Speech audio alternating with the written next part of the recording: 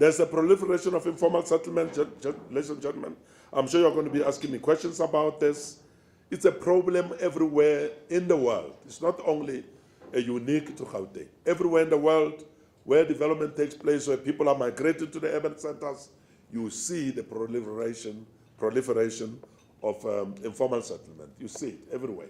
United States of America, around Washington, New York, same problem. You go to Brazil, sorry state of affair there. Mexico, India, Mumbai, everywhere where the economy is growing, you see this. You see it in Lagos, because it's one of the biggest economies in Nigeria.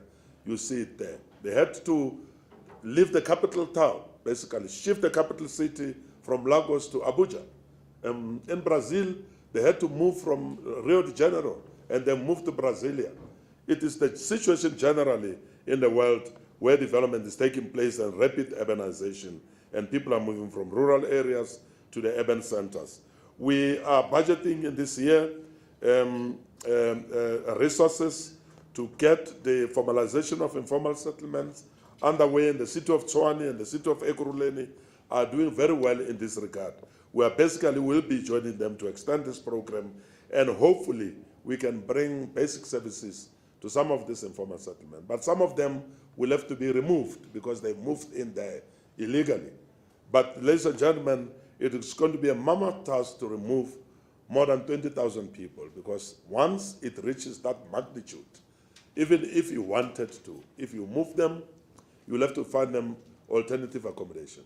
So clearly, we'll need to enter into negotiations with those people that have occupied those pieces of land as a consequence, in some respects, of lack of national policy clarity with regard to what we should do about land hunger for those that want land to build houses for themselves.